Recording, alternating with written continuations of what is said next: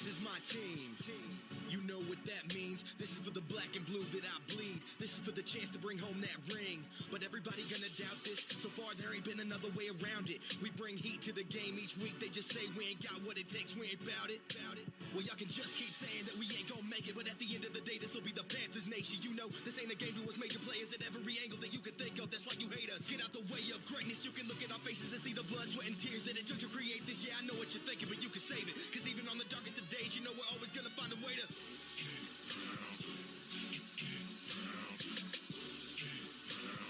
tell them what we gonna do. We gotta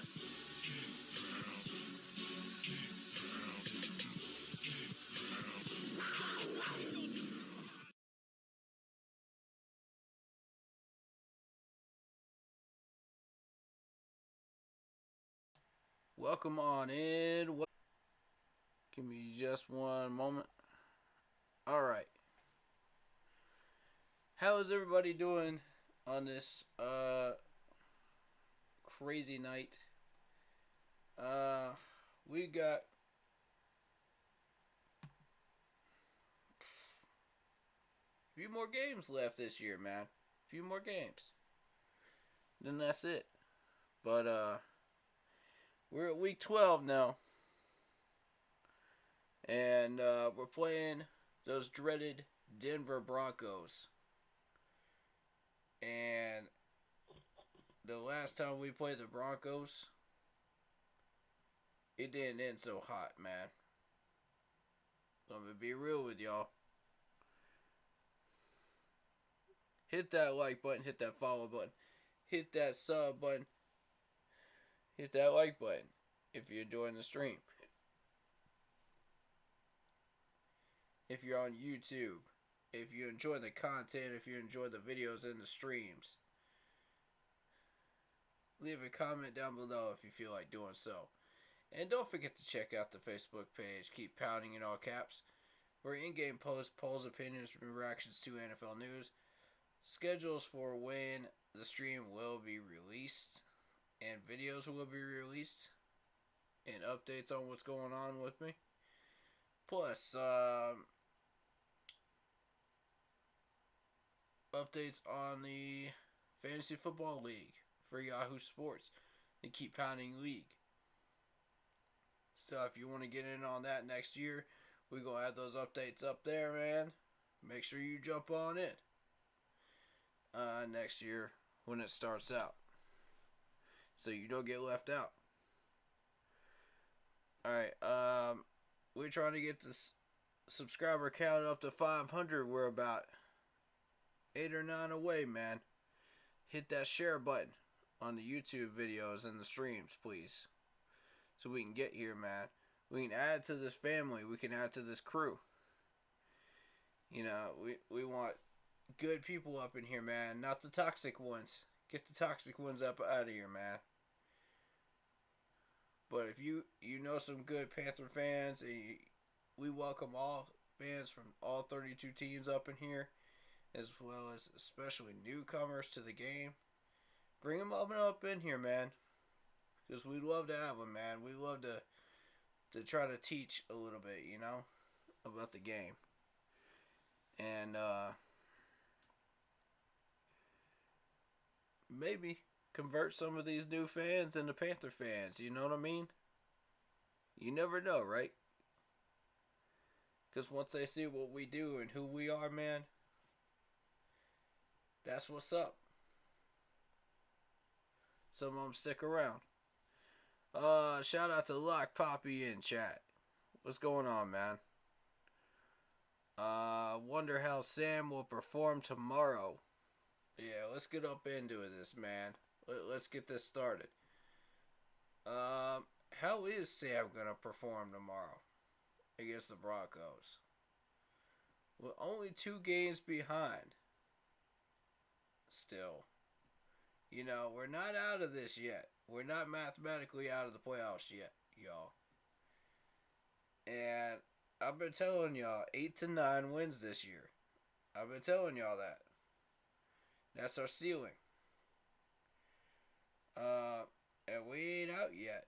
We're not done yet. We're on track, actually. We're still on track.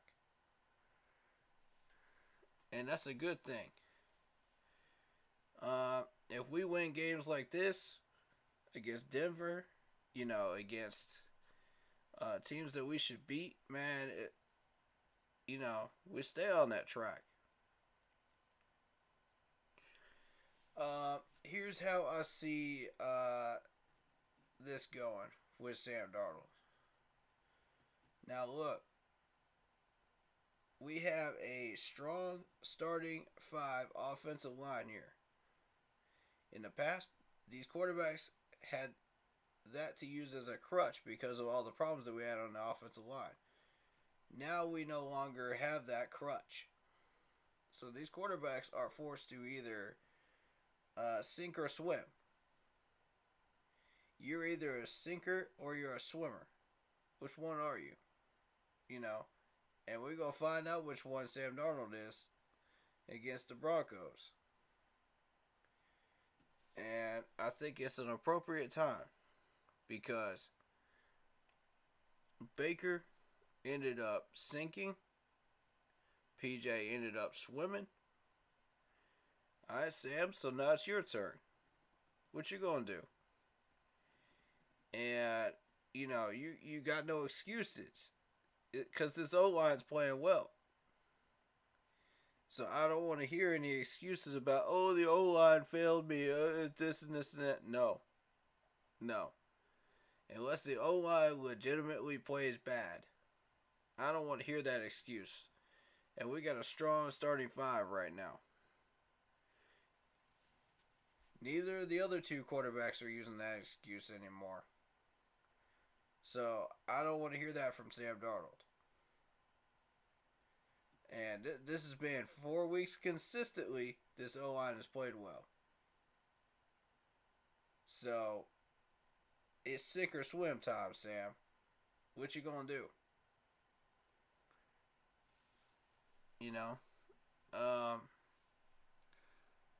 Alright, so only 2 games behind. We're going to talk about what the other teams are doing. We're going to talk about what our schedule looks like remaining. And can we stay on track for 8 to 9 to finish out the season and finish with a respectable record? Yes, no, maybe. We don't know. Well, let's take a look.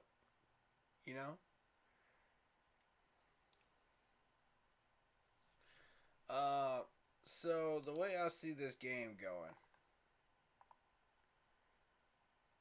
just looking at Russell Wilson, and we haven't even dived into the depth chart yet. We haven't even looked at who's on the IR or injured or anything yet for the Broncos. Just dealing with Denver's Russell Wilson first and foremost. This is going to play a lot like the last 2 games where we had Mariota and we had Lamar Jackson. And both of them played with a certain style where you get them out of the pocket. They can run and they can extend plays. And the only difference is Mariota's got that zone read. Okay? And Lamar's got that accuracy after he extends the play. Now, Russell Wilson has that same accuracy, but he's kind of lost a step since he went out of Seattle. And the reason I say that is because Denver's offense is not clicking. It's not. And I don't know if it's that O-line or whether it's that offense coordinator y'all have, but it just ain't there. And it's just not there yet. And Denver's been really struggling. So, like I said, this is going to play a lot like the last 2, where we have to contain Russell Wilson. We have to make him beat us through the air. We can't let him run circles around us and run upfield. We got to contain him. contain the edges. And if we could do that against Lamar Jackson, we should have no trouble against Russell Wilson. If we handle Mariota, we can handle Russell. You know, point blank, we had a lot of practice in the last 2 weeks. We should be fine as far as handling Russell Wilson. It's that accuracy that concerns me. You know, if we leave some people open, you know, Jerry Jeudy will hurt us, man, if this dude is playing. And I don't want to see that happen to us. So I need to see, first and foremost,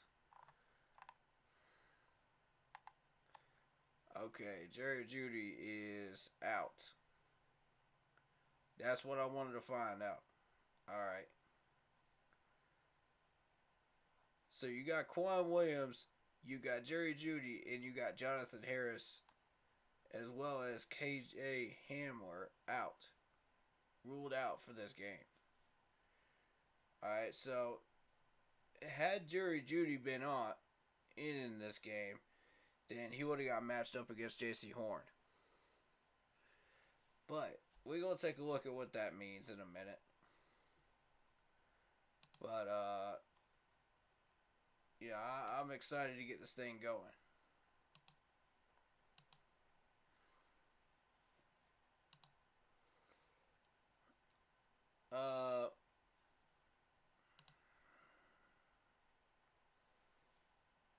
First and foremost, we gotta get this run game going again, and start out winning the battle in the trenches. And that's every week. Every week that's gonna be a thing. All right. This offense has been tailored to be 60-40 run predominant over passing because of the offensive line and how we built it.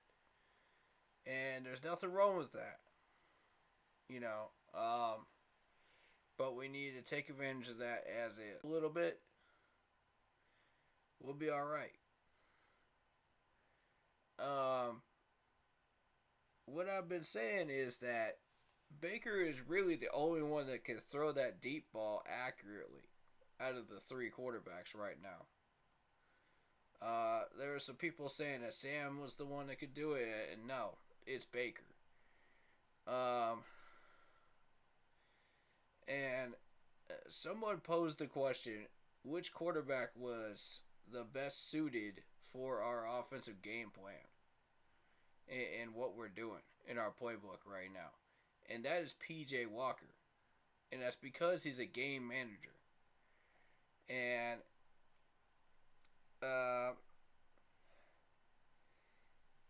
Sam is also a game manager, which means he will get you down the field and get you into field goal range. Now, what we do once we're in field goal range, that's the question mark. You know what I'm saying? That's the real question mark. That's where we're trying to figure out, okay, well, is Sam fit to be our number 3 quarterback? Because we're going to be riding with PJ, we're going to be riding with Matt Corral. So who's going to be the third quarterback for 2023? You know, and the answer is simple. It's either going to be Baker or it's going to be Sam. We got to toss one or the other, you know, to the Wolves. Right now, people are saying Baker gets tossed and we keep Sam, but we don't know. Because we haven't seen Sam under this new offensive line. We haven't seen Sam under Wilkes', you know, coaching style. You know, you saw Sam under Matt Rule, but you never saw him under Steve Wilkes. So, that's what we're all curious to see here, man. You know, is he going to step up? Is he going to be the quarterback that we need? You know, to fill out that roster next year? Or do we need to go quarterback hunting in the first round of the draft? Which one do we need to do? Alright, so this game this week is going to determine what we're going to be doing. Basically. And I don't know how much money we're going to have to throw at Sam Darnold if he is to be the third quarterback. Because of our budget with the cap room for next year. That's my question, man. How much are we going to have to pay this man? Because honestly, I don't know if it's possible. You might end up having to spend some chunk change and get one of those XFL quarterbacks and hope that that suffices as a number 3 or a drafted quarterback and pay him rookie numbers, you know? So I don't know what's going to happen there, man. But today, this game against Denver is going to determine that. You know, what are we doing with? And everybody's like, oh, it's a bad day at the office with Baker Mayfield. You know, it's more than just that. Baker was not it, bro. He was not it. If you can't handle that Baltimore defense, you're in trouble. And that dude did not put up anything. And I'm not expecting you to put up like gobs and gobs of points against the Ravens defense. What I'm expecting is like 14 points or something like that. Enough to win. You know, enough to get us a dub. And that's not asking much, you know, because our defense was absolutely dominant during that Ravens game. You know, we could have stuck Sam Darnold in there, got 2 touchdowns, and we would have won. You know, that's basically what it is. And I expected Baker to pull that 14 points out, you know. Because I thought, surely Baker was better than Sam. Surely Baker was better than any of these XFL quarterbacks or any of these like weirdo quarterbacks that we were bringing in. You know, that got cut, of course. You know, King's gone. And what's his name? Eason is gone too. You know, we cut them. So, I'm thinking, okay, at this point, Baker's got to be better than Sam Darnold. Wrong. Dead wrong. So, I don't know where we go from here. If Sam stinks it up, I don't know what we do. Honestly, I don't. Because then it would depend on how the rest of the season goes, you know, when we're playing Tampa Bay, you know, and Seattle. You know, are we going to, are these guys going to continue to stink and not play well? And we have to draft somebody? Or is one of the two of them going to step up? And I don't know what to tell you. If one of the two of them don't step up, we're in a bind. Well, we got to spend that number 1 pick on something. So, the question then would become, which quarterback? And, you know, the usual list of names has popped up. But I'm going to add an extra one. Spencer Rattler. And I've been watching him today against my Clemson squad. And I think he needs another year of development in South Carolina before he comes up to the draft. I could see him ending up in the top 10 of quarterbacks and staying there after another year of South Carolina Gamecocks football. That's what I think. You know, I've seen the pocket awareness. I like the elusiveness that I saw. And the determination not to give up on the play. And I was very, very impressed. And that's high praise coming from a Clemson fan about a South Carolina Gamecocks player, all right? Yeah, I got to keep that in mind. I'm just evaluating for NFL talent level. That's what I'm evaluating for. I'm giving him his proper due respect for his talent level and skills because he's on the list. Okay, this ain't got nothing to do with my Clemson bias right now, and we go get that out of the way right now. All right, for all the people that are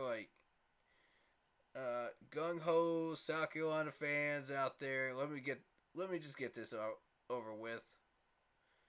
Because I know y'all going to hound me all stream about this garbage. Or all week. Or maybe all month. Because I know some of y'all like to do that. So, don't even lie. I know some of y'all like to do that garbage. So, let's just get this out the way. South Carolina was the better team today. And that includes Spencer. Y'all played excellently in all three phases of that ball. And I gotta say, I'm very impressed. It takes a heck of a lot to beat this Clemson squad, man. It really does. You gotta have all three phases going for you. It comes down to that. And they played well last week against Tennessee, but Tennessee's got that notoriously bad defense. Not to take away from y'all's success as Gamecocks, but you come into that Clemson game, you fight like that, you earned it. I gotta give you that. You earned it. You played a heck of a game for 4 whole quarters. You earned it. And that's high praise from a Clemson fan, bro. That's high praise. And Dabo did it to himself. He kept DJ in there. I kept saying I do not endorse DJ Underway. DJ will not get drafted at this pace that he is on right now. He will not. He'll end up on somebody's practice squad that is desperate for a quarterback. If he somehow makes a 53-man roster, it'll be for a team like us that has had someone on him. I'm going to be real with y'all. I don't want him. No, I do not endorse DJ at this time. And Dabo clearly had a better backup quarterback sitting on his bench. Everybody knew it. They've been screaming at him all year. We've been screaming at him all year as Clemson fans. And this dude just does not want to listen. So, that loss is on him. So, I can't even get mad at that one. That's just Dabo being Dabo. And another reason why this matters is, do you really want a head coach like Dabo up in Charlotte doing that same thing where he just refuses to change quarterbacks and it just drowns us? It drowns us. Is that really what y'all want? This is another reason why we need Steve Wilkes, because he is willing to change quarterbacks, and he proved that during the Cincinnati Bengals game. So, if we're struggling at quarterback and we're not getting anything done, throw him in there. If it's a game that you think that we need to win, absolutely change those quarterbacks up. That's what a real head coach does. So I applaud Steve Wilkes for that Bengals game quarterback change. I give him respect. I give him his proper due respect for that. And it had nothing to do with how much these guys are paid, how long they're under contract for. If you got a better quarterback on your bench, put him in. If you are struggling. It's that simple. Now, the complicated part about this is the snap count, trigger on on Baker's uh, contract, and that sucks. Because that's one of the things I don't like about these like contract stipulation things. You got that garbage on there. It's gonna limit what you can do with said players. Now, see if you know you're gonna extend a player, or the team is going to extend the player that you're trading to, then absolutely throw that in as a stipulation. But when it comes to snap counts, I don't agree with throwing that in. Nah. I don't like that. Because that's going to limit what a team can do with a quarterback. And you're not getting your proper value out of the player that you traded for. And I think it's stupid. It really is stupid, in my opinion. I would not take a deal with a GM that does that with their quarterbacks. I would just look somewhere else. Plain and simple. But we are where we are. Baker's got that stipulation, so we are where we are. You're very curious to see how Sam Darnold plays. Well, I think he'll play like a game manager. I think we stick with the same gameplay playbook choices that we've been using. And we just see what Sam can do with them. Then we go from there, okay? What do we do to change it up? Second half. These things are not working. What do we do to change it up? And it'll depend on what the defenses give you. It'll depend on what you're facing and who you're facing.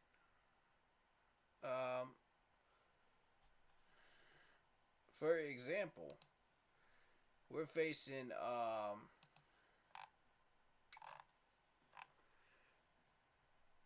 who's there? Hold up. Yeah, for example, we're facing Pat Surtain this week at corner. We got to be very, very mindful of Pat Surtain and try to keep that ball away from him. So that means we got to take out a couple of plays and replace it with something else,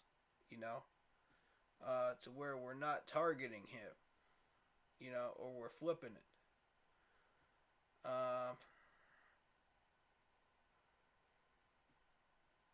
One thing I noticed is that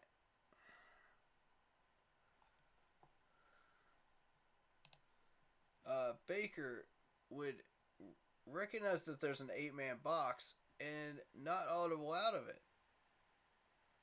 Not try to do a play action. Not try to move out of it. And I'm sitting there just like, really? You got an 8-man box and you're not going to do something with that. That's when you got to drop it over the top. Just drop a dime over the top, man.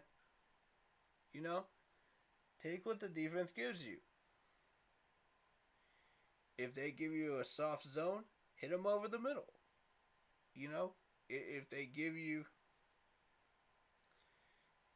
a formation where they're all in the middle, jammed in the middle, hit them on the sides with the screen plays.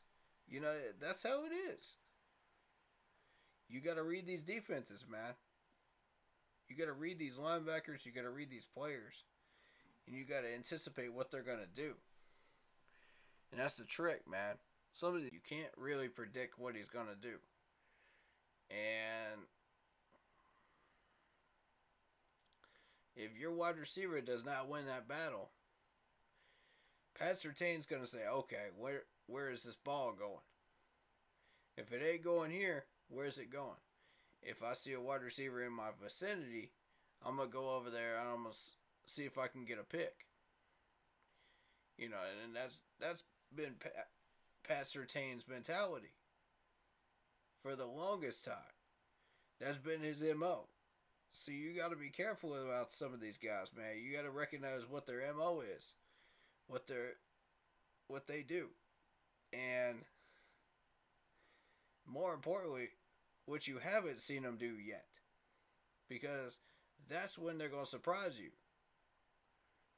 They're gonna do something out of the blue that they haven't been doing, just to throw you off, and then there you go, pick six land. And that's what I'm worried about with Sam Darnold, man, because he throws so many of these picks. And when some of these guys go off script and do something that they haven't done in a while, you know, that they're not used to being known for, that's pick six city. So if you're Sam Darnold, you're going, hold up a sec, man. Why is this dude in this spot? Why is he moved over here? Something's fishy about that. You know what I mean?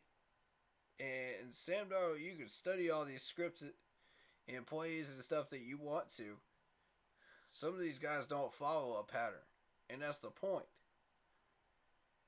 They're trying to be that unknown variable.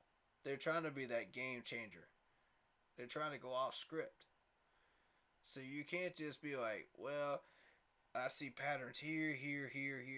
Let's follow these patterns. Let's try to take advantage here. Watch for some of these guys that go off script, man. Pat Surtain's one of them. I've been watching this dude, man. He's quick. He's got awareness like you would not believe out there. So that's why I'm saying keep that ball away from him. And I think you should be alright. None of the rest of these guys really scare me on this defense. I have been watching Justin Simmons a little bit. But, I mean, none of these guys really scare me.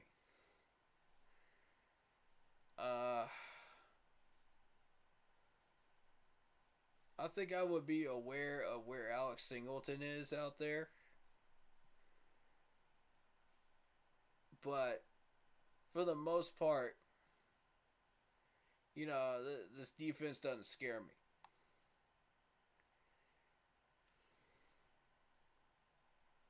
I mean, if they throw Anthony Harris in for a few plays, man, that's the one you want to watch. You don't want Anthony Harris sneaking one on you, man. But for the most part, keep it away from that Pat Surtain, and you should be good. I think our O-line can handle these defensive ends, Jones and Williams. I'm not really worried about them. You know, so not going to get much of a advantage there. But I'm kind of looking at Greg Dulwich here, and I think I see an opportunity to shut him down.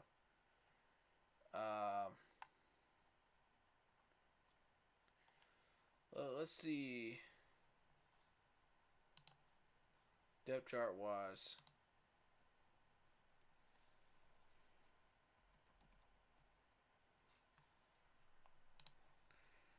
I'm going to have it on a separate screen here. There we go.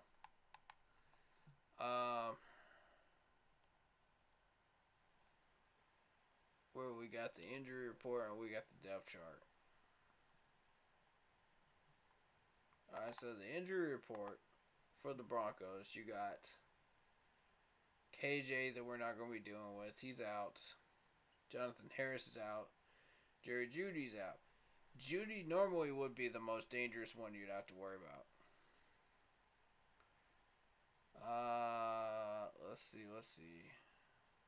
And Andrew Beck with a hamstring is questionable.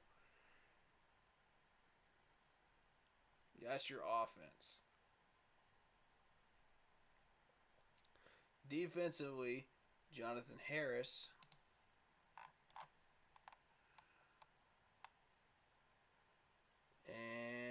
Harris is your... there he is. Second string defensive end. Alright. I'm not even going to try to pronounce that name. Moya. Some of these guys got some strange names, man. Anyway, we got Jake Martin as questionable. Ooh, sorry.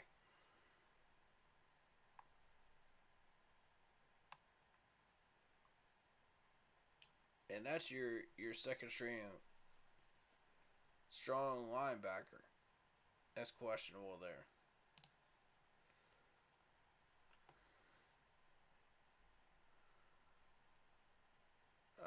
Quan Williams, the free safety, wrist, knee, and elbow injury. Dang, man. That dude got beat up. You know what I'm saying? How'd you land on all three of them and get them hurt, man? I can't imagine that was all in one play. Shout out to Paul. What's up, man? But, yikes on that injury, man. Heal up soon, man. Hamstring, the injury back, questionable. I don't think we'll be seeing him.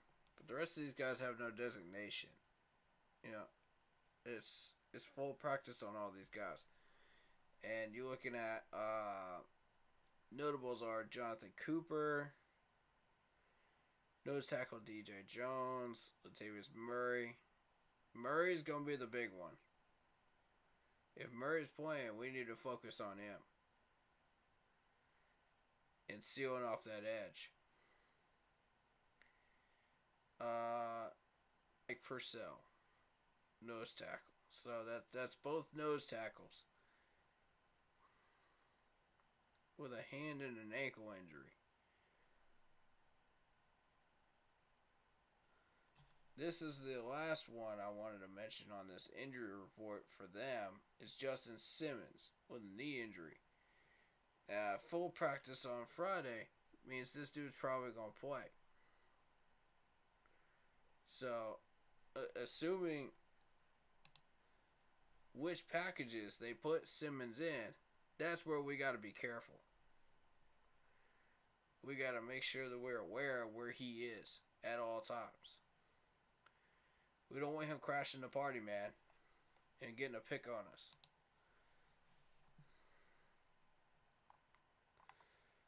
Now, our injury report is a little bit more complicated than that. We got Justin Burris, who's on concussion protocol. Full practice on Thursday and Friday. So that's good news. Hartsfield with an ankle injury. Did not practice all week. He is out. Oof. That's bad. Because we've been relying on Hartsfield on that run defense a lot. Matthew Iniditis, calf injury. He's out. I mean, Iniditis didn't really do that much for us. Let's be real. He had his 1 or 2 tackles per game. But, I mean, realistically, they were big plays, but at the same time, like the rest of the game, he was kind of MIA. He was getting blocked. So, Giovanni Ricci, neck injury, doubtful. That takes a weapon away from us on offense that we could spread the ball to. But we do have Tommy Tremble, and we do have Ian, so we should be fine. This is the big one right here. PJ Walker with an ankle injury. Doubtful. Okay. He's been upgraded to doubtful. Limited practice all week. Getting there, man. He's getting there. We're getting him back. Let him heal up this week, man. And We got a bye week in between this game and Seattle. So that's good, man. That's real good. We might get PJ back, man, for that Seattle game. We'll see. I really hope so. Because that's when it's going to start getting hot. You know, we need him back. Yeah, the illnesses are not good, man. They're not good. And yeah, I think Steve Wilkes was actually talking about that in the presser. Somebody asked him about that. But they're taking care of it. They had like COVID tests and whatnot like that too. So it's just isolation policy, really. Is all it is. You just get these guys feeling better, and then they'll come back and do what they do. You know, Coleman, Irving, Shaw Smith, all three of them had a full practice on Friday, which is encouraging. We should see all three. That's good news. Now, Corey Littleton. Ankle injury, did not practice, and he is out. Littleton's one of the big ones that we've been relying on run defense for. He'll shut down some of these big plays, these big rushing yards, and he's one of them I would like to have back. TMJ, that's a big problem right there, not having him in. Shoulder injury, limited practice, full practice, questionable. I think you're going to see TMJ. I'm hoping so. Ian and Steven Sullivan both had an illness. Did not practice Thursday and Friday. Questionable for the game. Alright, so tight end wise, you're going to see Tommy get a lot of catches this week. When we start spreading the ball around. So, if you're looking at tight ends and you're that low on the fantasy boards where you got to rely on Tommy, go ahead and throw him in because he's going to get a few catches this week. I got a feeling. With TMJ questionable, they going to test out Tommy.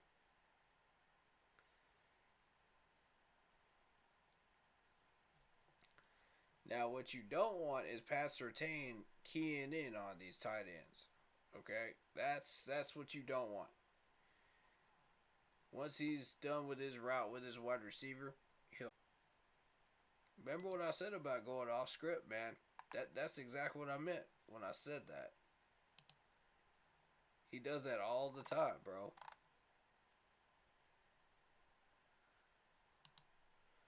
Alright, so we covered that.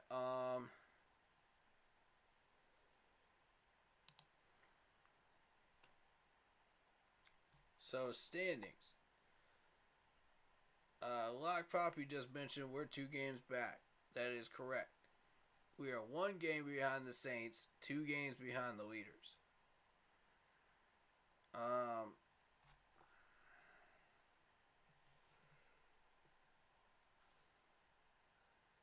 That being said, I do believe that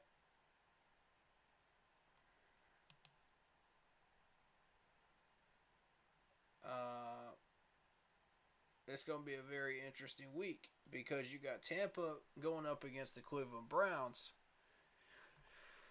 You got Atlanta going up against a hot Washington team. So that's an opportunity right there. And you got your Saints going up against a relatively hot San Francisco team. So, I mean, it could be possible, man. If we handle our business against Denver here and we win, might see 2 out of 3 this week. We might see 2 out of 3 losses from these division opponents. You never know.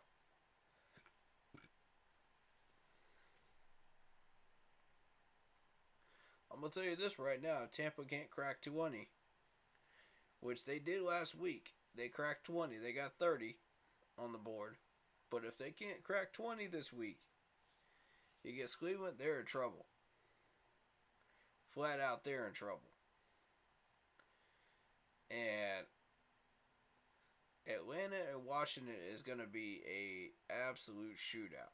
I'm curious to see what's going to happen there. I don't know what's going to happen there, man. It's going to be mayhem. Like they say right here, it's going to be mayhem in that game. So,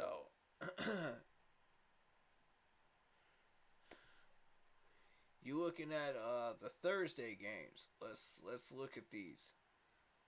You got Buffalo beating Detroit 28-25. And I give full credit to Detroit for lasting as long as they did against Buffalo. That's full credit to Detroit, man, for fighting as much as they did. They just couldn't pull it off, though. But, you know, that's impressive.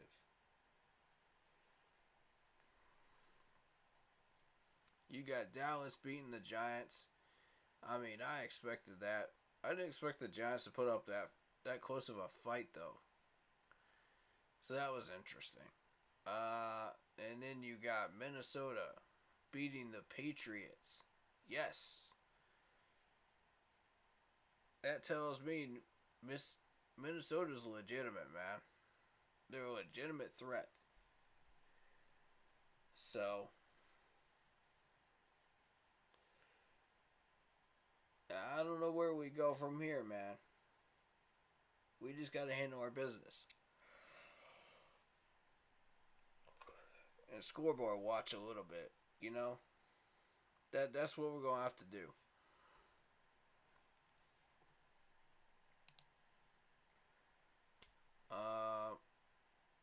I never got to watch the majority of that. I was helping out with cooking for Thanksgiving, but, you know,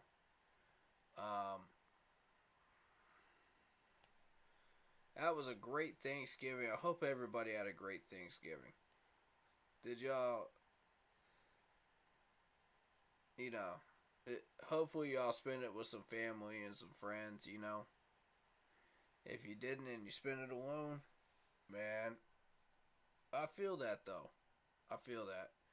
Because, like, my family is missing a member this year, man, and I feel that right there.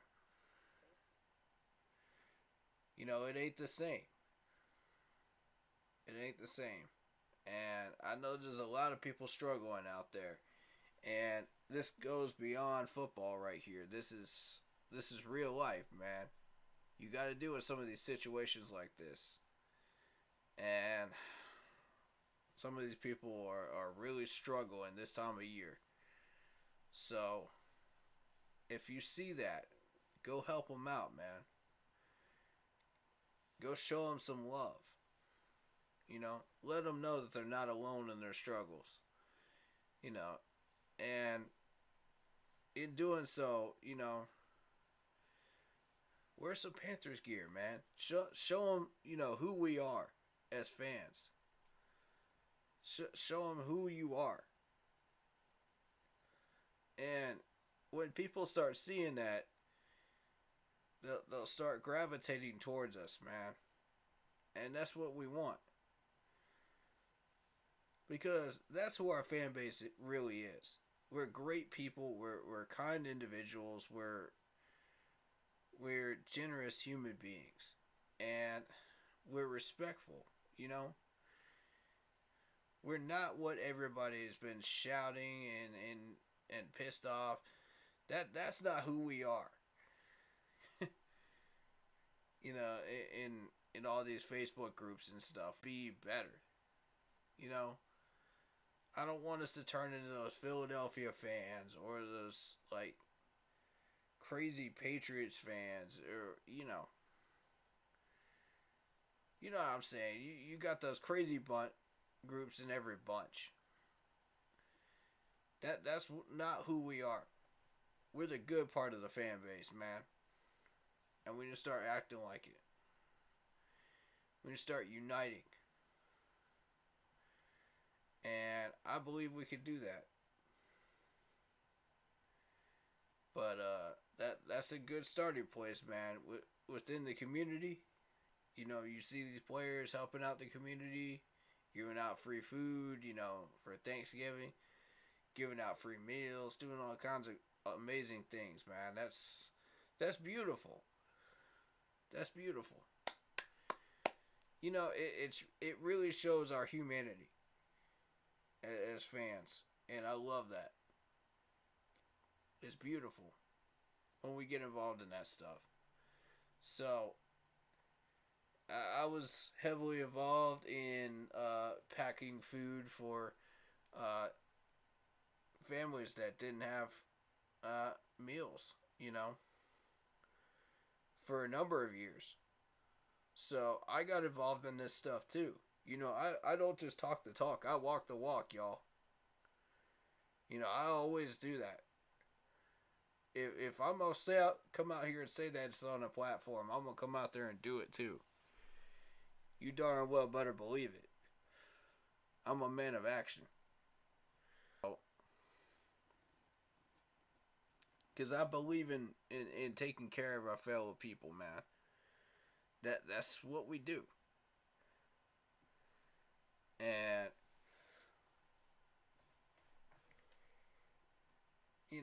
I just had to get off the beaten track a little bit there. But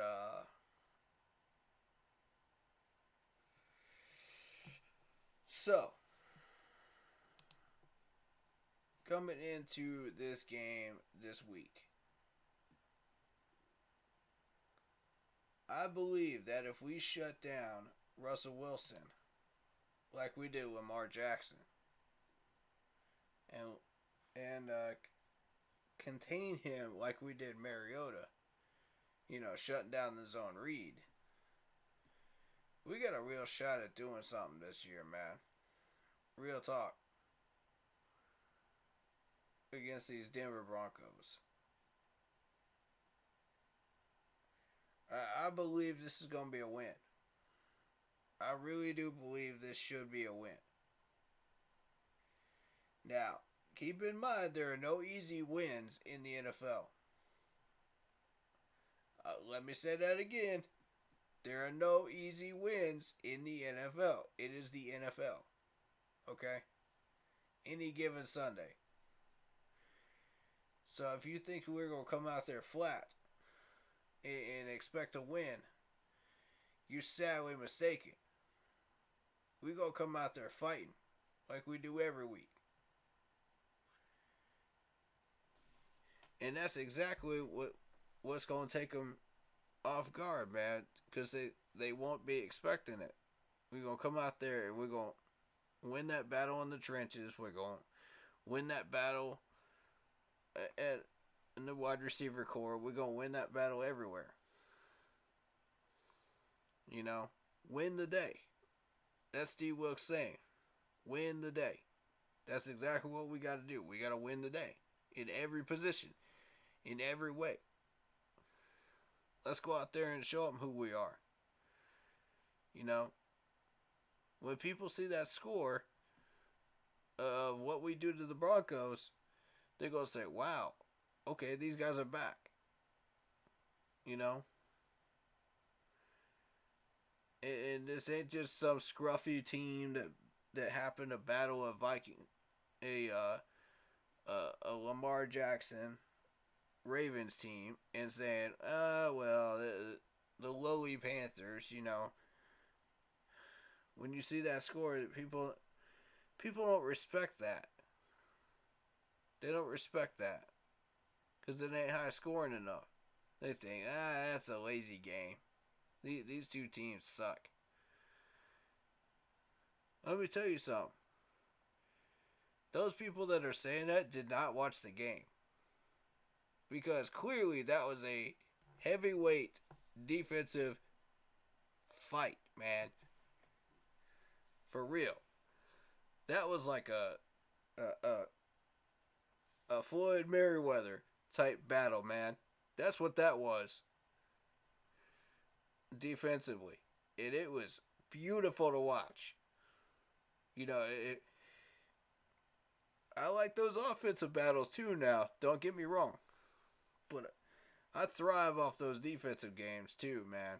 Because when those games come down to the fourth quarter and it comes down to the last 2 or 3 possessions and those timeouts start to matter, oh yeah. Oh yeah. That's my type of games right there. Because it's going to come down to every part of that team clicking, to win. That puts all the more pressure on those offenses to do something, man. The timeouts matter exactly when you use them. The kicker is under pressure. The whole doggone 3 parts of the team are under pressure. That's when it gets good, man. That's when it gets real good. And that's what I give out the most flowers for these teams, man. Because I see that and I go, that's a doggone good defense.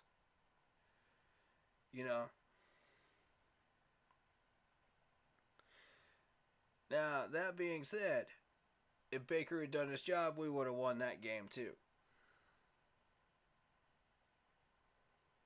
I mean, I can't get mad at that loss because it doesn't deter us. It doesn't knock us off the rails, for an 8-9 win season. But still, I still see some potential here, man.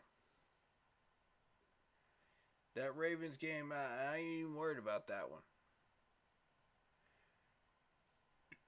If you follow the trend, we win in the games that we're supposed to win, and we're taking L's where we don't necessarily have to win, to stay on track. And that's a very, very good thing. And that's the first time in our Panthers history that has happened. By the way, I want to mention that. Because if you look at our schedule, man, look, ever since Wilkes took over, he changed that status quo. Okay, he took over against the Rams, right? We were not supposed to win against the Rams. Let's be real. We were not supposed to win against the Rams.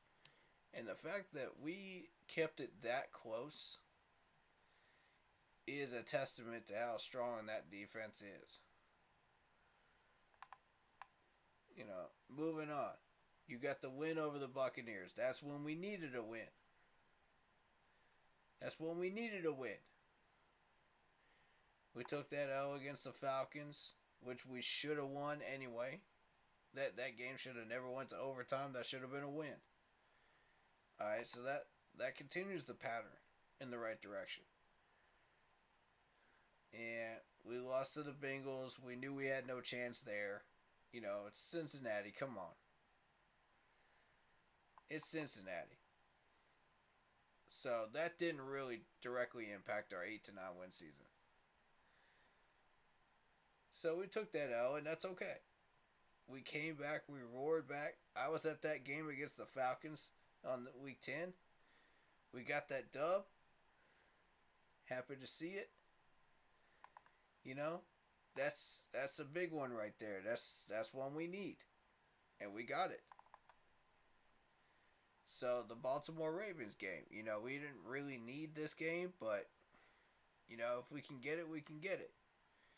And honestly, if Baker was playing well enough, we would have got the 14 to win. Fair enough, right? So either way, I mean, that's a 50-50, man. We can go either way with that. But the fact that we held them to 13, that's a very, very encouraging sign right there. And the fact that we held the Falcons to 15 the week before. We're on the right track defensively. I like this. So if we continue that trend and we hold them to the teens, against the Broncos, and we don't let them out, man, I could see a win here if we can get 14, 17 points. Yeah, I can see it. I can see it. And that's a game that we need to win. To stay on track. And we'll get it. I have no doubt we'll get it. So we rest up, bye week. Maybe we have PJ back, maybe not. Go into the Seattle game. And that's another game, it's a 50-50 type game. Because Seattle's going to be tough. They're a tough physical team. So, we either win or we don't. Simple as that. That's one of them I'd like to see us win. To see if we can stay on track. But if we don't get it, we don't get it. But Pittsburgh, we gotta win. That's the one we're gonna take, that one against Pittsburgh. Detroit, I don't know if we can keep up with their offense. I don't think we can. So we'll probably take that L right there. And that's okay. As long as we beat the Buccaneers. Ever seen that Spider-Man meme? Identical Spider-Man pointing at each other. The blue Spider-Man. Spider-Burns. Right? Hey. But, yeah, as long as we get that win over the Buccaneers and we get that win over the Saints, man, at the end of the year, which we will, I got that feeling, bro. I got that feeling. And we are what? What's our record officially, man?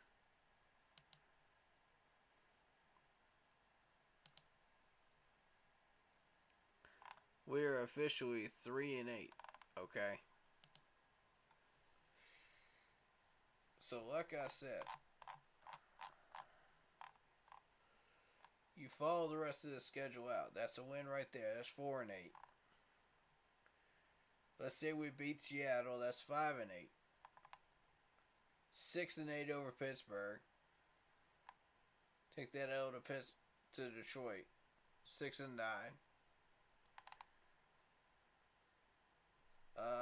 Then you got the Buccaneers game. Ever seen that Spider-Man meme? Identical Spider-Man pointing.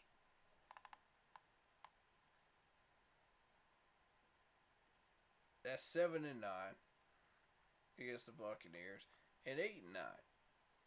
8-9 to finish the season. Now imagine if we had gotten this Ravens game. That would be 9 wins, right? That'd be 9 wins on the season. And I think that would have been enough to put us in the mix, man. Because we have a playoff type defense right now. Definitely a playoff worthy defense. Now offensively, I don't know. That's a massive question mark. But defensively, oh yeah, we could walk into the playoffs right now defensively and do some real damage against some of these offenses with the proper time to prepare. So, if we can get this offense straightened out before the end of the year, who knows, man? Who knows? We might just win a playoff game.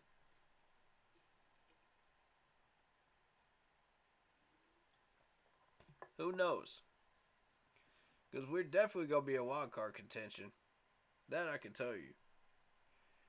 8 wins should get us into the contention as of right now. With all the wackiness going on in the league, and I mean, there's a lot of wackiness. Let's be real. I mean, look at some of these standings, man. This is wild right here. This is just the NFC we're looking at right now. There's a team that is barely leading that division in the West. You know, with a 6-4 record. You know, you got a 9-1 Eagles team that's susceptible to a loss every once in a while. But they've been lucky. But you do have Dak Prescott and the Cowboys sneaking up behind them, so that won't take long. But yeah, 8 wins can put us in contention, because the Cowboys are clearly going to have either the division or a wild card spot. Take your pick. Washington will sneak up there and get like 3 more wins or something like that and be in wild card contention. So they'll be competing against us. Now you look at the West, man. I ain't even worried about the Lions. I'm not even looking at the Lions right now, because they're not going to win enough games to really challenge us for a wild card spot. But you look at whoever doesn't win that NFC West, that's going to be your next possible challenger for us to deal with. So realistically, right now, I'm looking at 49ers, Seahawks, Eagles, Cowboys, Washington Commanders. Those are the 5 I'm watching very, very closely. I want to know what's going on with those teams, and it's going to affect us down the road.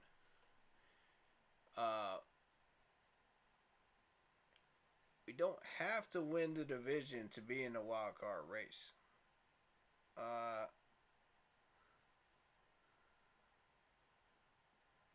Nah, it's just 2 wild card spots as far as I know, y'all. Unless they change that. Did they change that? Does somebody know? Anybody confirm that?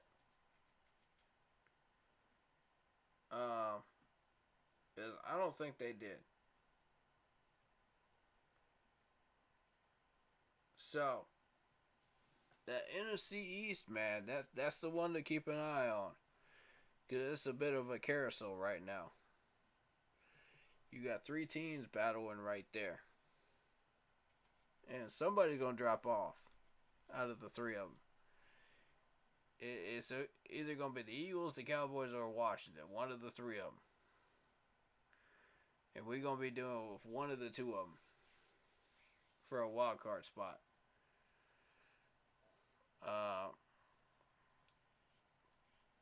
We are officially 2 games back in our own division. So I don't know. You know, that's the scary part, man. If you look at, let's say Tampa Bay's schedule. Let's see if we can get NFL standings.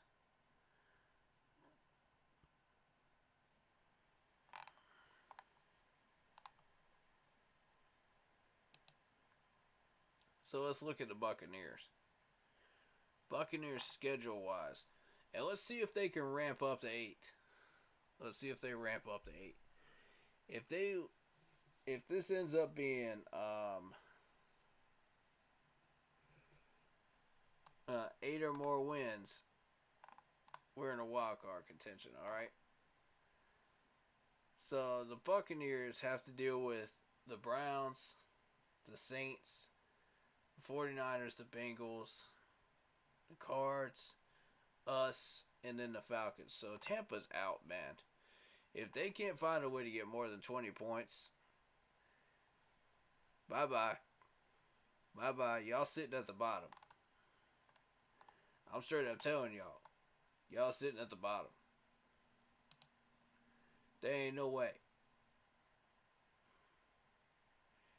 Not the way some of these other teams are playing right now.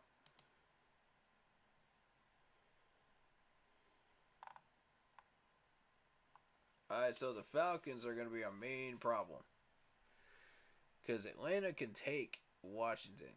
That's a 50-50 game right there. And I don't know what's going to happen. You got me. They can beat the Steelers. They can... And I don't know what's going to happen there. They can beat the Ravens because we barely beat them. And if we can take the... If we beat the Falcons already,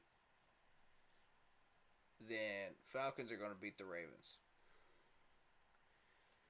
So, Cards, they may not escape with a win there. Then you got the Buccaneers. And honestly, let's be real, that should be a win. So, Falcons will take the division this year, I think. And we'll be very, very close behind. That just leaves the Saints.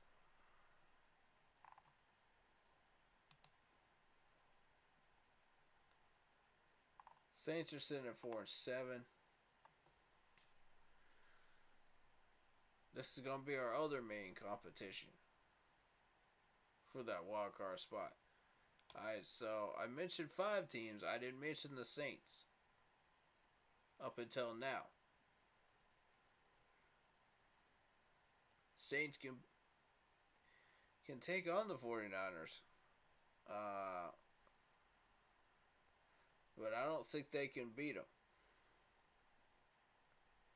Saints will beat the Buccaneers. They'll beat the Falcons. They'll lose to the Browns. They'll lose to the Eagles. And then they'll lose to us. So, that means that that's a 3-3 split. So a 7-10 Saints team. If we get our 8 wins, we're ahead of them. And that's where we need to be.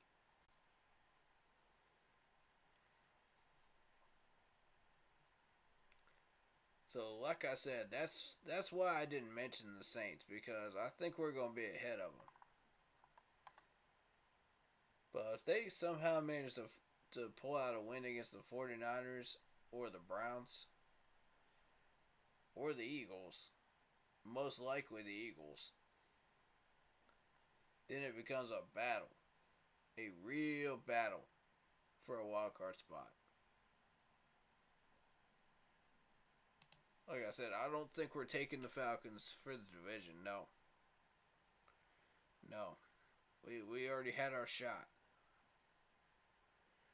And we failed the first time. And had we gotten that game, I would feel a lot more confident about our chances of possibly having a shot at that division. But right now, those chances went dramatically lower. You know, considering that the Falcons are probably going to be the main ones. And it again. You know, it's up to the teams outside of the division as to whether we get a shot at it or not again. And I wouldn't count on it. The way Atlanta's schedule is shaping up, I would not count on it. So, wild card is our best option right now. That's our best path to get in. If we do. Like I said, I see 8 wins. to top us off, man. I see it. But it's not going to be easy. It's not going to be easy by any stretch. We got to win the games that we can win. And if we take L's in the games that don't directly impact us, that's fine too. You know, but we got to have the games that we're supposed to win, though. And if we somehow manage to shut down Detroit's offense, which by some miracle that happens, you know, then and win that game, that's one magical game up, you know, ahead of schedule, and that's a good thing. I think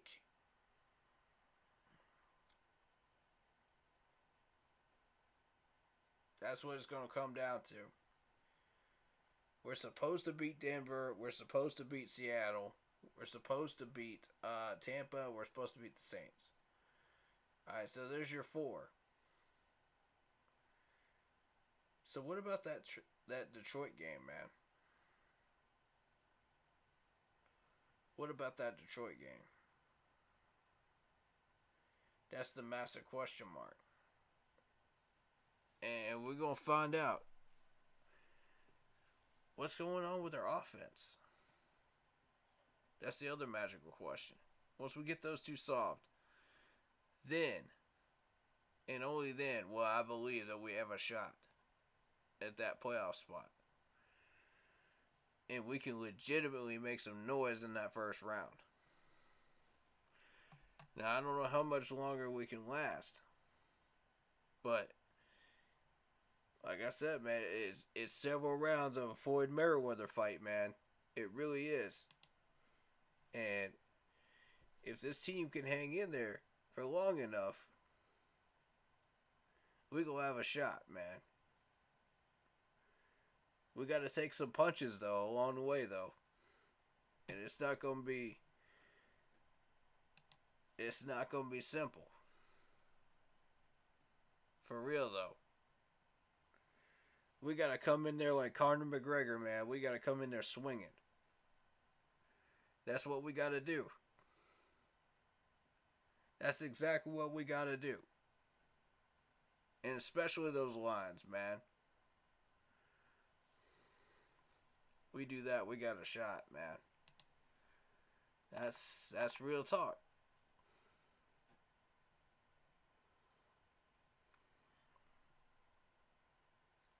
Alright, so let's kind of predict what the rest of these games are gonna look like.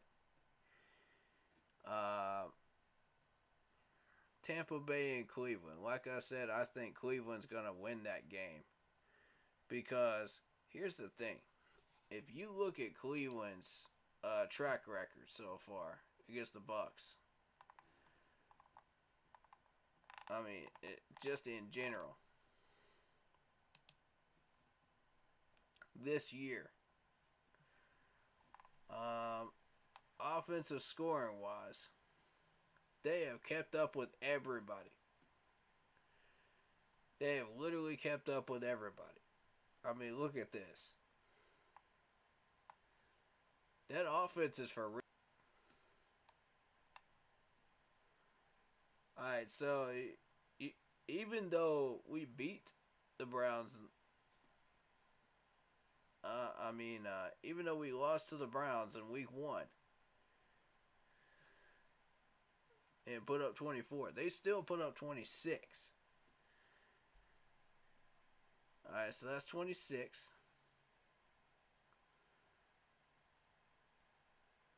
They lost to the Jets, they still put up 30. They beat the Steelers, they still put up 29. They lost to the Falcons, they put up 20. That was probably their low point on offense. Not a problem. They go into the Chargers game, they put up 28. Took the L, but they still put up 28. Patriots trounced them. They put up 15. That's their low point. Again. Ravens slowed them down to 20 points. Then they faced the Bengals. And that's when that offense started to really open back up again. 32 points on them. They lost to the Dolphins, only put up 17 there. Dolphins defense is pretty good. They play the Bills. They get tested again. 23 points against the Bills defense. I mean, this is real talk, man. This is a real offense right here. This is a real legitimate offense.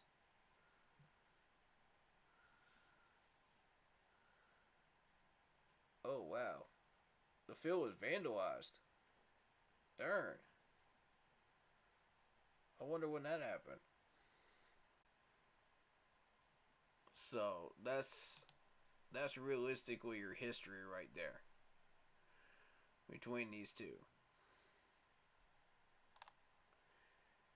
And I think that 50% matchup predictor is accurate, man. I really do.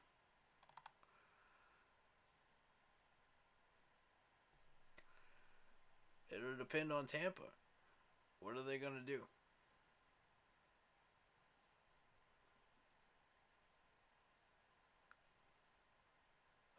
So I think Baltimore. I think Cleveland wins that one, man. For real. And improves to 4-7. So let's look at Baltimore and Jacksonville. Baltimore is going to beat Jacksonville. That's going to put Baltimore back in it. 8-3. They're going to put up their offense against Jacksonville's defense. It's going to be like 28 or something. They're finally going to bring it back. Dolphins over Houston. Dolphins improved to 8-3. Houston retains their number 1 spot in the draft boards. Okay. Bears and Jets. I got Jets in that one. 7-4. Bears go down to 3-9. Below us, by the way.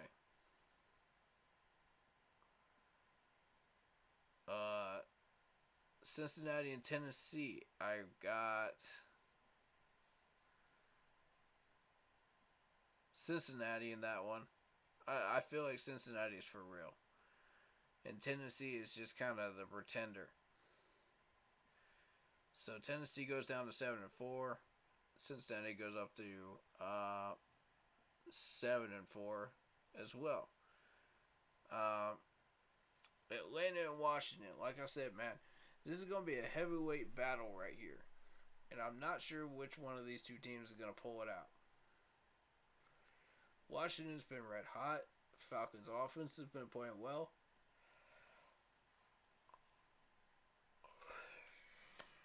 As evidenced against our defense on that Thursday night that I went to that game. So it's going to be an interesting one, man. It's hard to pick a winner. It really is. I think Washington is going to win, though. And improve to 7-5. Falcons go down to 5-7.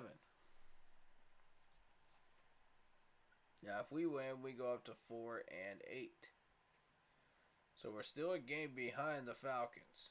Keep that in mind. Arizona and the Chargers. Okay, so I've got the Chargers on this one. I think 6-5 is their record after this. Seahawks win that one. Improve to 7-4. Raiders 3-8. That ties us down here at 3-8. But if we get this win over the Broncos, we move up. They move down. Alright, so Rams and Kansas City. I've got Kansas City improved to 9-2. Rams go down to 3-8. Saints 49ers. I think 49ers take this one. Improved to 7-4. Falcons go down to 4-8. The other ones. 58. At Petco, you can shower your pet in care while showering yourself I in saving. don't care about that. Don't care about that. Stupid ads. And then finally you got Pittsburgh and Indianapolis.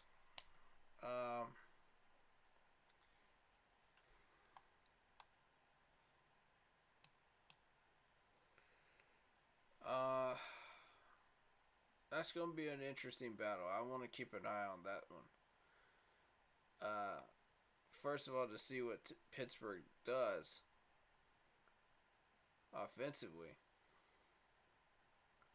and defensively, since we're going to be playing them later.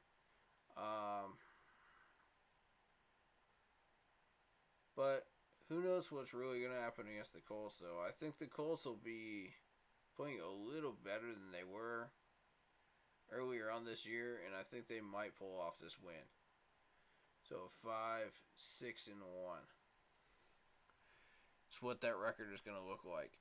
Pittsburgh goes down to 3-8, below us in the draft order. That's what we're looking at, folks.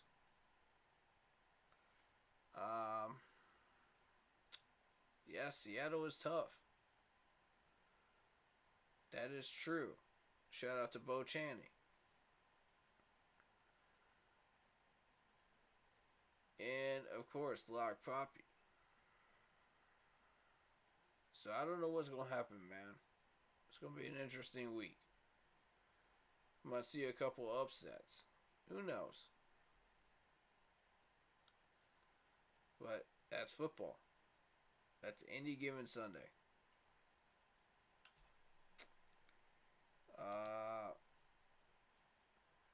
With that being said, we'll take a look at that depth chart one more time. Like I said, the only one that really scares me on this depth chart on offense is Russell Wilson. We can take Latavius Murray, man. He doesn't scare me.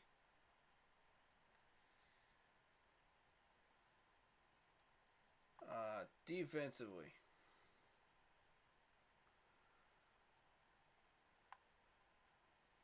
like I said, Jonathan Harris gets my attention. Pat Surtain obviously gets my attention. And Justin Simmons and Anthony Harris. So there you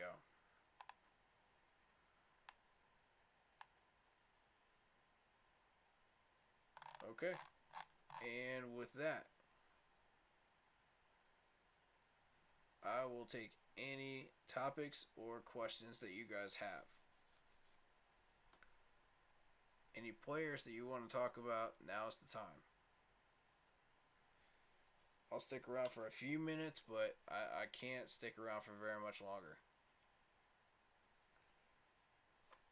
So if anybody's got anybody that they would like to talk about, jump on in.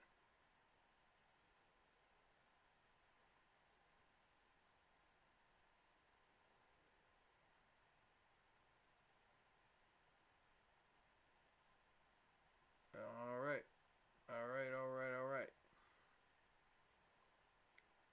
But yeah, I think as long as we take care of our business against Denver, we'll be fine, man. We'll be great. I'm not even worried about that game, to be honest. You know, we just got to take care of our business. And we got to come out swinging, just like we do every week.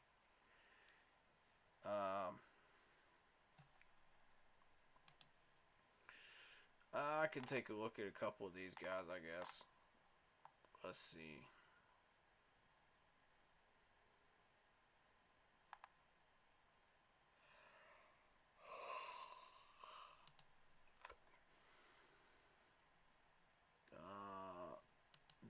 chart.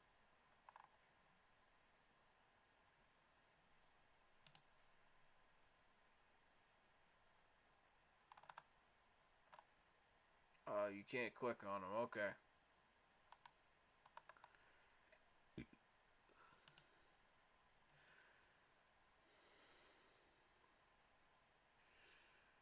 Stats wise, okay. Top of the offense.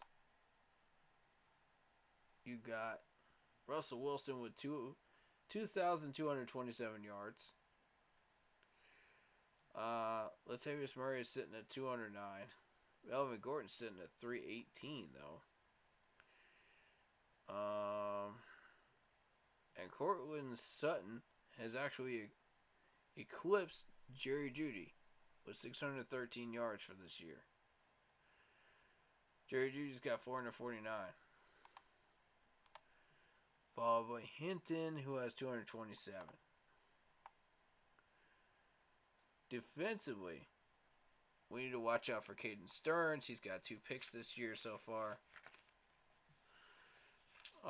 Bradley Chubb, 5.5 sacks. Watch out for DeMont Jones as well, 5.5 sacks. And Baron Browning, who has 2.5. So those are the guys. Tackles. You got Alex Singleton to worry about as far as run stopping. Dimitri Mathis, 31. Kareem Jackson, 30. Tackles so far. Like I said, I can't click on these players and learn about them. So, realistically, what we got is what we got. You know, I'm not going to go digging and Googling every one of these guys. It's too late at night for that right now. Y'all know what I mean? It's too late at night. But y'all can look some of these guys up yourself. You know, just Google some of these names on that depth chart and just find out who they are. You know? And y'all tell me who you think is the most dangerous ones that we got to watch out for. You know, put a list together and put it up on the Facebook page, man. That's my challenge for y'all, actually. Because I know y'all love for me to do all the research. So for once, why don't y'all give it a shot? You know what I mean? I want to see what y'all got. And I'll check it out before the game starts. And I'll be able to spot stuff for you. You know what I mean? I'll gladly do that. I'll take about 30 minutes to do that before the game starts. Is that alright with y'all? If I got the time, I can do it. If I don't, I don't. But it is what it is. But if I'm going to do that, I got to get some sleep, guys. You know, it's almost 3 in the morning. So, I mean, last chance to dance. If y'all got a player that you want me to look at or discuss or questions about somebody or any topic y'all want to discuss, throw it in chat. Oh yeah, Matt Rule getting hired by Nebraska.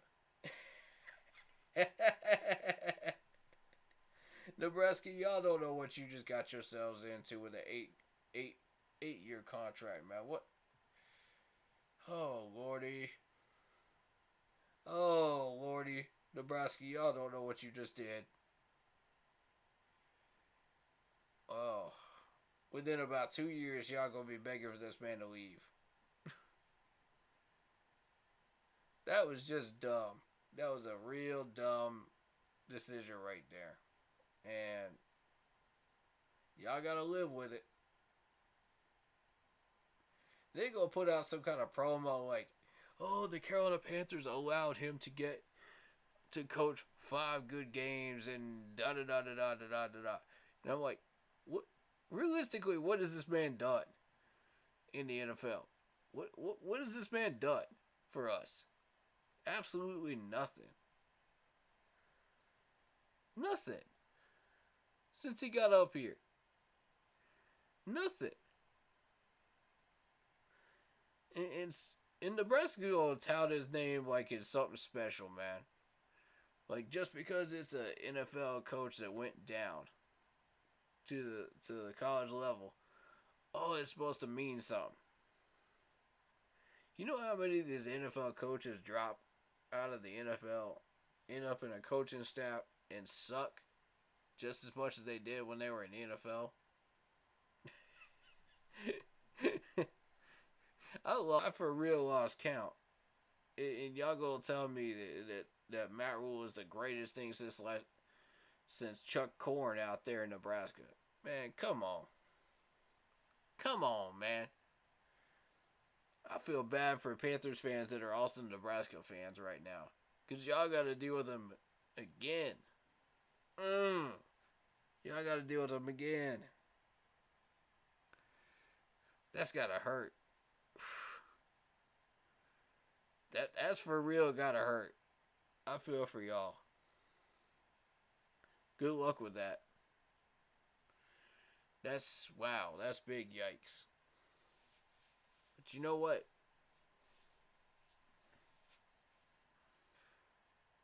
For a man like me, I get to watch Venables, who just took over in Oklahoma, trounce you guys in Nebraska. And trounce Matt Rule. And that's going to feel good, man. It is. I'm not even going to lie to you. It's going to feel good. Consider what he did to the Panthers.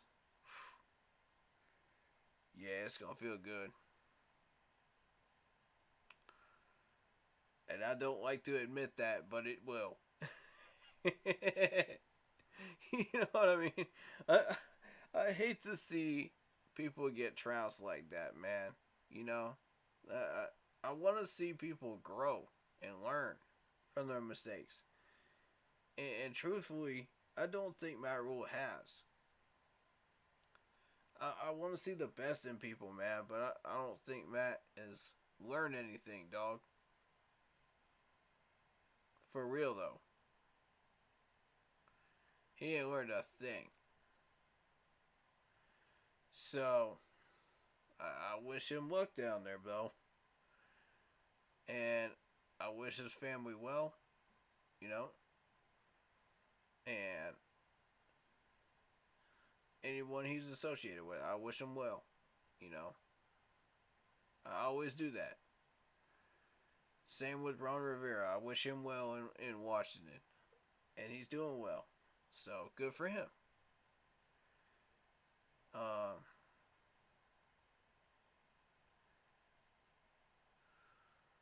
But, yeah. There's a few players I'm looking at in the draft. I'm asking us to consider somebody else in the top 10 picks. But I don't want to give it away publicly because we got NFL scouts coming through here. So, I don't know, you know, Panthers organization, how do y'all want me to get in touch with you about that? So you get my idea of who we should target. Because y'all may or may not be looking at a couple of these guys. So, I don't want to give away nothing.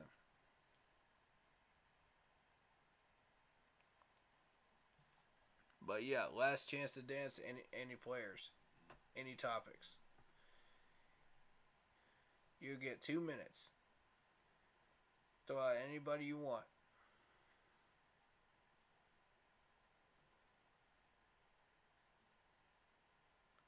Alrighty then.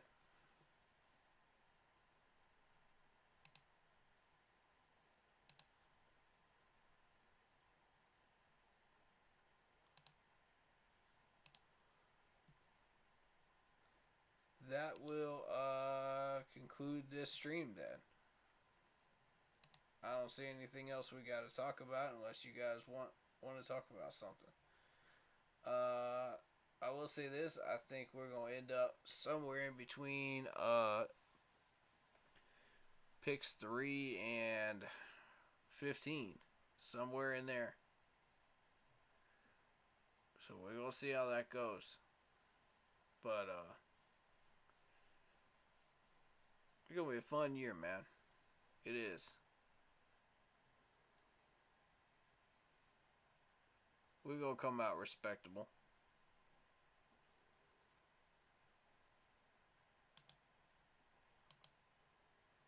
We're still alive, man.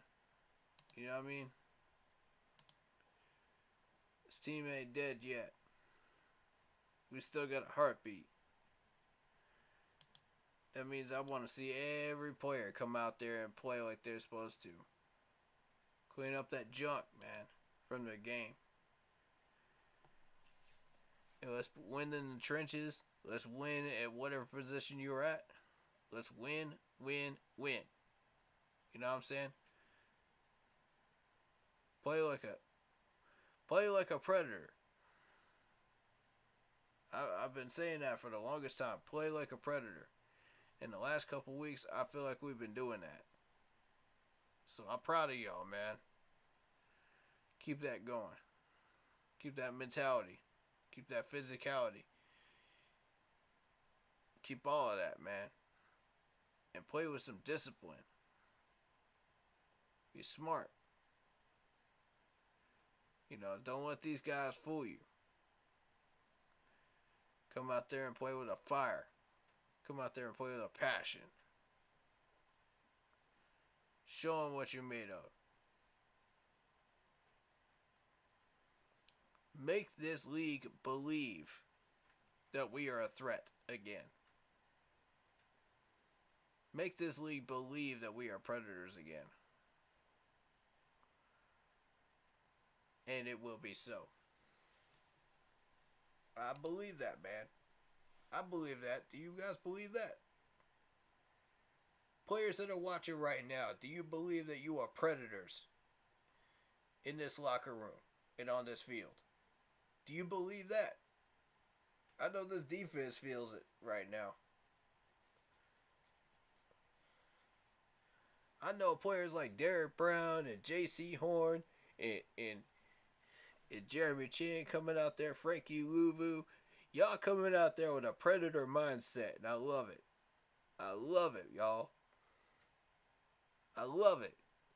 That's infectious right there. Because when y'all come out there with that predator mindset, that's going to affect the entire defense right there. That entire defense is going to want to play harder. You got Derek Brown wanting to ball out. You got Brian Burns balling out. You know, you got Frankie balling. We could still get 8 wins at the end of this. So, for anybody that's like counting us out right now and saying, oh, this season's over. Oh, we done, man. We done. We done. Nah. I don't want none of that up in this chat.